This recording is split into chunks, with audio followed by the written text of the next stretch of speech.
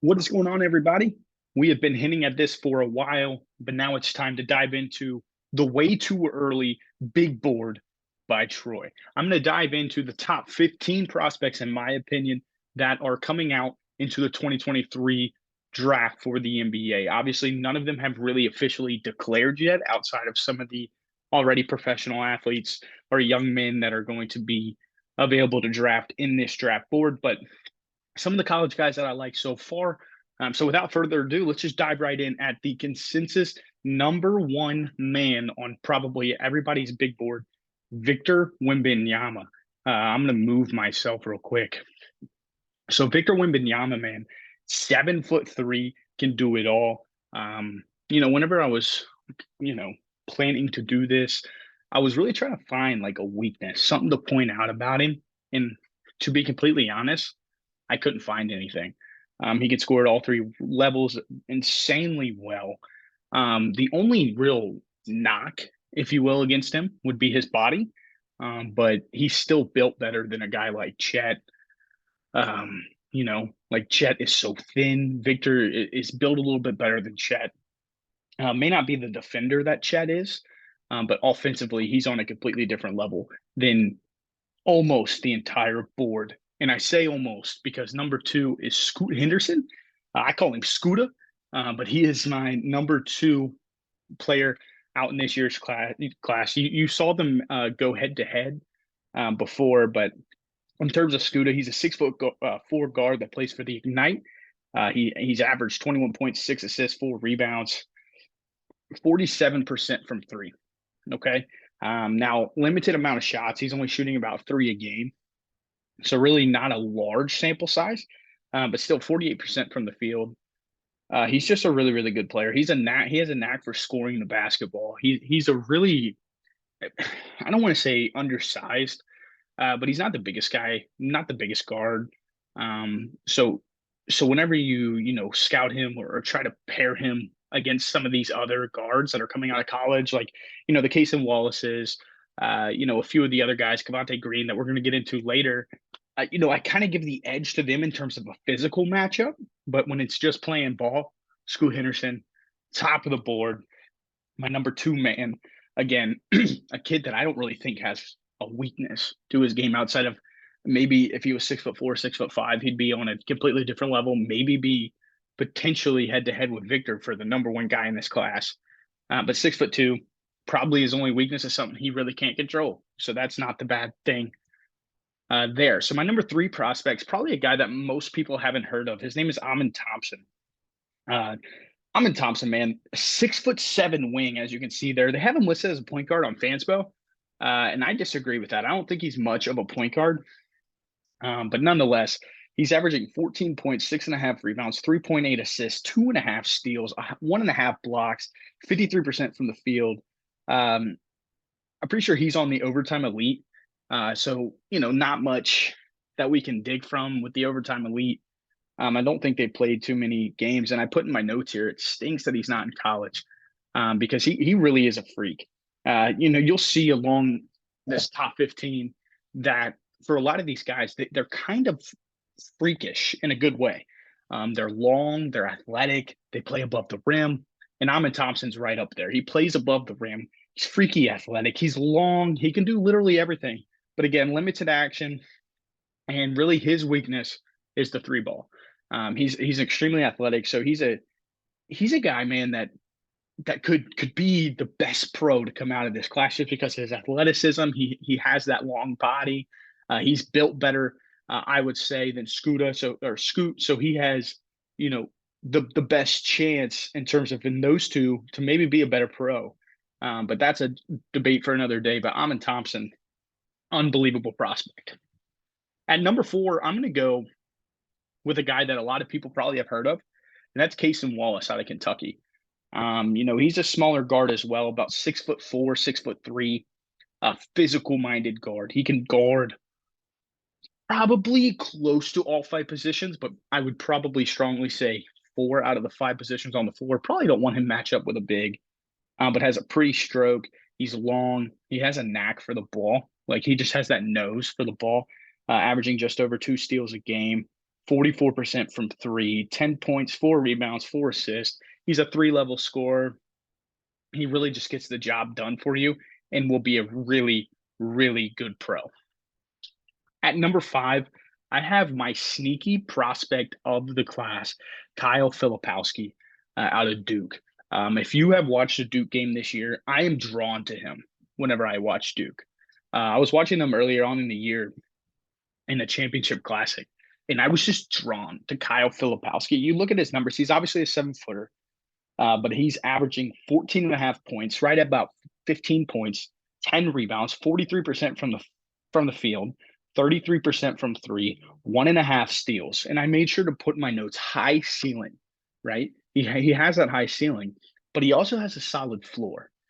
So whenever you look at a prospect, you always want a high ceiling and a high floor. So what a floor is pretty much the worst possible, or like what you would consider to be what he's going to be in the NBA. If he has a high floor, you like that guy. But you want those guys with higher upside, right? But if they have a high floor and a high ceiling, then you kind of get the best of both worlds. And that's kind of what you see with these top 5. Maybe with Amon Thompson, he has a little bit lower floor because he can't shoot. But with the rest of these guys, higher floor and a high ceiling. So Kyle Filipowski, kind of my sneaky prospect of the class. Just a really, really fun player to watch. At number 6, I got Jarris Wallace. He is out of Houston, and he's a freshman. He was number 11 recruit coming out of this year's class, committed to Houston. 6'7". He's like a small ball 5, but is the 4 for Houston, and just a really good player. Averages 10.6.5 rebounds, 49% from the field, 42% from three, can grab a rebound and go. He can create for himself. He's chiseled, man. When you see a picture of him, you're like, man, he is built. Like he's a strong kid. Every sort of scout that I was reading into before I did this was just like, he is built like an NBA player. And I think that's the biggest thing. If he could become a better shot maker off the bounce, he would be higher up on this board. I wouldn't put Kyle above him. I wouldn't put Kaysen above him. But since he's kind of limited in that area, I had to put him a little bit lower than maybe I wanted to. But Jarris Walker is a guy to really get to know and to really, really watch as we get closer and closer to draft day. And the guy that I kind of hinted at or alluded to earlier is Keontae George out of Baylor, the freshman. Number 8 recruit, according to 24/7 in this class. Very smooth and a high IQ basketball player that picks his spots. Every scout that I was looking into when preparing for this, they kept saying how he got his spot, or he chose his spots so nicely, like in the flow of the offense. He wasn't one to try to go, off script and go get a bucket. Whenever you think of guys like that were coming out, Malik Monk, Tyler Hero, Anthony Edwards, those kind of guys that could just kind of go get theirs without being in the flow of the offense, and it would look good, right? It wouldn't look forced. But Keontae George really, really, solid within his approach, gets his offense within the flow of the entirety of the offense. 3-level scorer that can finish through contact and crowds. But I would be above Kaysen Wallace, right? So that's jumping all the way up to the top 4, in my opinion. Would be above Kaysen if it wasn't for his lack of defensive effort, play in and play out. Kaysen Wallace is willing to sit down and then go play offense. Keontae George kind of conserves his energy, doesn't really go all out on defense 24/7 when he's on the basketball floor. So I kind of slided him there. But as an offensive player, Keontae George and that Baylor offense is really, really solid. He averages 16 points, 4 rebounds, 4 assists, 40% from the field, 33% from three, and his true shooting percentage is 54%. So that just takes into account field goal, 3-point, and free throw, and combines them all into a true shooting percentage. And his was really, really solid at 54%. And I just wanted to highlight that. Another guy you may not have heard of is Azor Thompson. Azor Thompson, let's read about him here. He's I put another freak, right? Whenever I was talking to you guys earlier, I said that, there's a ton of just freak prospects in this class. And what I mean by that is long, athletic, and can do a little bit of everything. And Azure Thompson really does do that. He plays above the rim and is extremely explosive, can finish with either hand. He's a willing passer, but to become elite needs a more consistent jump shot. So it's kind of in the same category as Ahmed Thompson. These guys that you don't really know much about whenever they're on the overtime elites or the ignites or whatever. Some of them are really, really raw shooters, and we've seen, you know, these five stars go into those types of situations and really not grow in their weakness. Like if you think about a Deshaun Nix, that guy was a 5 star, was the like top two point guard in his class, and really kind of spun out with that sort of way. Isaiah Todd, same kind of way. Didn't really, he was a 5 star, turned down Michigan, turned down Kentucky, went to the G League. I mean, you really don't hear anything about him. So Azor Thompson, I'm hoping his trip with the overtime elite didn't go similar to some of these guys in the G League. I'm hoping that he's working on his weaknesses again. Really small sample size with some of these, overtime elite kids. But nonetheless, Azor Thompson, he's still a freak, man, and he can still be so, so good. And a guy coming in at number 9 for me is Cam Whitmore out of Villanova. There are so many scouts that I, really respect that are so high on this kid. I have seen him on big boards as high as number 3. Like there are people that are extremely high on Cam Whitmore. He's a 6'6" wing that can do a touch of everything. He's not really elite in my opinion at anything. And whenever I look at a prospect, I want them to be elite at something, right? Victor Wembanyama, you can argue, is elite at multiple things. Scoot Henderson, you can argue, is elite at scoring the basketball. Ahmed Thompson is an elite freak, elite athlete. Cason Wallace is an elite defender at the guard position. And Kyle Filipowski, in my opinion, is an elite big man when it comes to rebounding, scoring, and being able to stretch the floor a little bit. So to me, Cam Whitmore isn't in that elite. He doesn't really have that part of his game as a prospect in my eyes, in my opinion. But I wanted to put could be special if he develops a consistent jump shot and continues to do all 3 levels. So what I mean by that, consistent mid-range jump shot, a consistent 3-point jump shot. He just has to develop that brand of his game. And I think he can take it to that next level because his motor will last in the NBA. He's willing to go out there and rebound, to bang, to battle. And, he has that Josh Hart, he has that Villanova, in him that just has that motor. They're consistent grinders, right? So Cam Whitmore, he was a number 13 recruit, according to 24/7 coming into this class, but he's averages 13 and a half points, 5.5 rebounds, and right at 45% from the field. So pretty good season so far from Cam Whitmore. But I slid him in at number 9. At number 10, I maybe have a surprise for you guys. Grady Dick out of Kansas. This kid, trying to find the words to describe this kid's really interesting. Because he's another kid, he has his flaws, right? He's a smaller guard, he's long, he's lengthy. He doesn't have much meat on him. But he's a shot maker. He's a big shot taker and a big shot maker.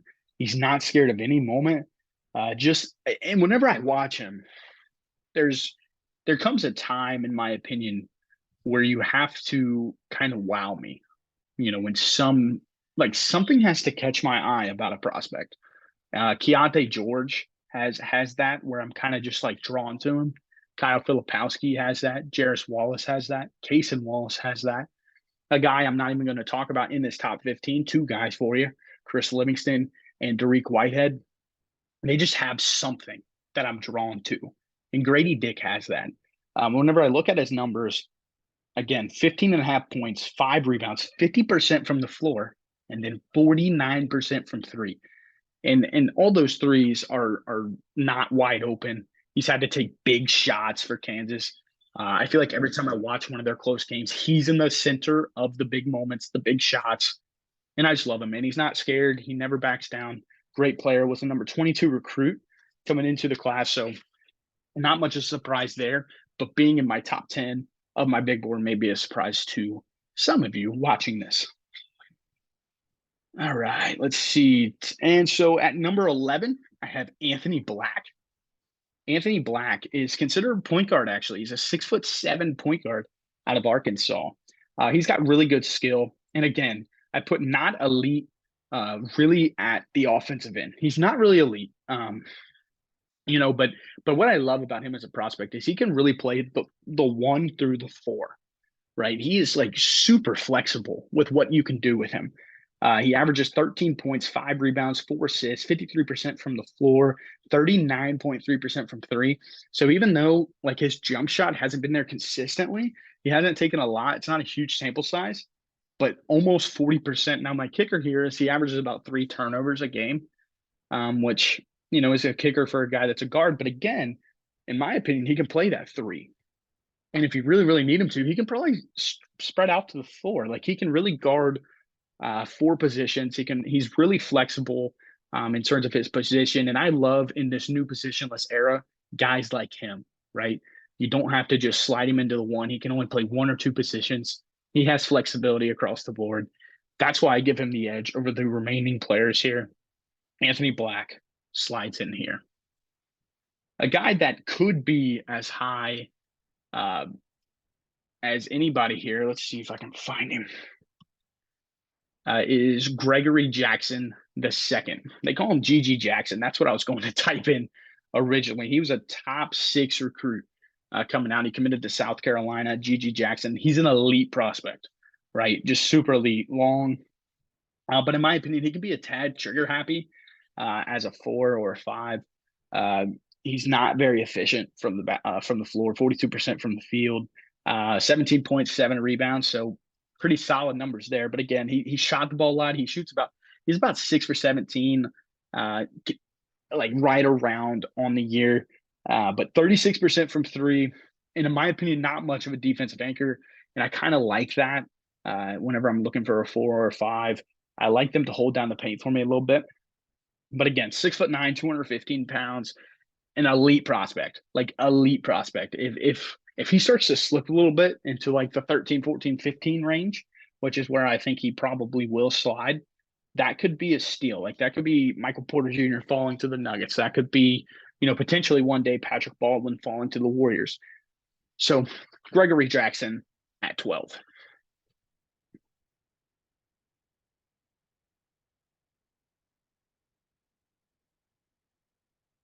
All right. Sorry about that. I clicked off for a second. But at number 13, I got Nick Smith. I know a lot of people, if you follow recruiting, you're probably like, holy cow, at 13? Yes. He was a number one ranked recruit by 24/7 coming out of this year's class. But I just don't see it. I don't. I want somebody to tell me why he was ranked the number one recruit coming out of last year's class. I want somebody to tell me. I am not in on him as like the top tier when it comes to Scoot, Victor, even Cason Wallace, even Keontae George, even or Azar Thompson, like even like I said, Grady Dick, Anthony Black. Like I want someone to tell me why he was the number one ranked recruit coming out.